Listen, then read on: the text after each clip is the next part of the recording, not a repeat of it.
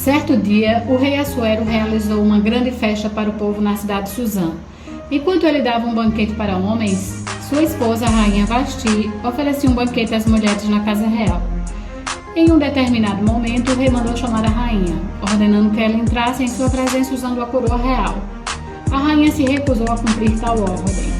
Com a recusa da rainha, o rei a destituiu do posto. Mais tarde, ele foi aconselhado a convocar as moças virgens e bonitas que havia em seu reino, e Esther estava entre essas jovens. Esther era uma jovem órfã que foi criada por seu primo Mardoqueu. No texto bíblico, Esther é descrita como uma mulher que possuía notável beleza, tanto que foi contada entre as mais formosas do reino. E sabe o que aconteceu com Esther?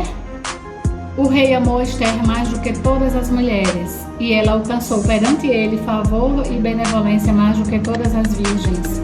Assim, Esther foi coroada rainha, mas ela não se tornou rainha só porque era bela.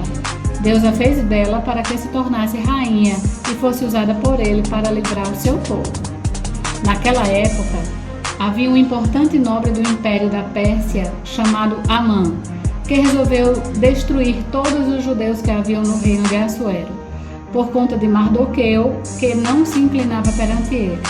Mardoqueu, sendo judeu, só se inclinava perante Deus. Mardoqueu contou a Esther o terrível plano de Amã e lhe pediu para interceder perante o rei pelo seu povo. A rainha Esther não podia entrar na presença do rei sem que fosse chamada, pois isso significaria colocar sua própria vida em risco. Esther poderia morrer. Então Mardoqueu fez com que ela se atentasse ao fato de que Deus, providencialmente, poderia ter determinado os acontecimentos em sua vida para que ela pudesse estar exatamente em uma posição que pudesse agir em favor dos judeus. Irmãos, até aquele momento o rei não sabia que Esther era de origem judaica. Assim, ele não sabia que havia permitido o extermínio do povo de sua rainha, inclusive o dela. Diante dessa situação, sabe o que fez Esther? Ela não permaneceu na zona de conforto, não. Apesar de sentir medo, fez a vontade de Deus e disse aos judeus: não comam nem bebam durante 3 dias. Eu e minhas servas também jejuaremos. Depois disso, irei ver o rei. Se eu tiver que morrer, morrerei. Ou seja, ela entregou a situação a Deus e fez a vontade dele. Após os 3 dias, Esther se apresentou ao rei, que estendeu seu cetro de ouro e livrou Esther da morte. O rei perguntou o que ela queria e disse-lhe que daria a ela até mesmo metade do seu reino. Esther, agindo com muita sabedoria, apenas o convidou, juntamente com Amã, para participar de um banquete que ela havia preparado. Na ocasião do banquete, Esther solicitou permissão para preparar um segundo banquete no dia seguinte. No segundo banquete, Esther revelou para o rei que ela era judia e que todo o seu povo estava sentenciado à morte.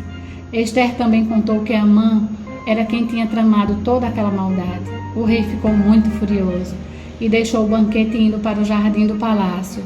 Amã, sabendo que a situação havia ficado extremamente complicada para ele, resolveu permanecer ali para suplicar pela própria vida a Esther. Quando o rei retornou à casa do banquete, encontrou Amã caído sobre a cadeira de Esther.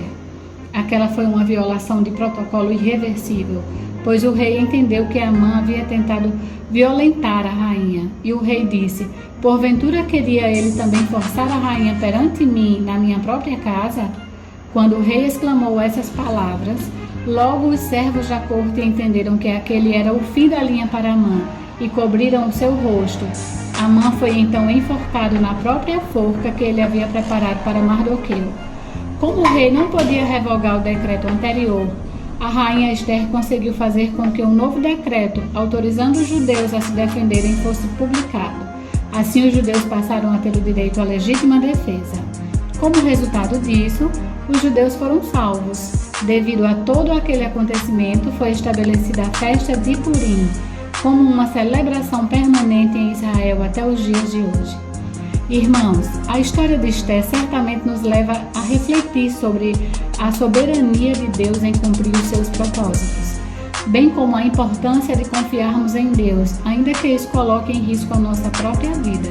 também devemos nos atentar para o fato de que devemos agir com sabedoria, sempre intercedendo a Deus para que Ele direcione as nossas ações.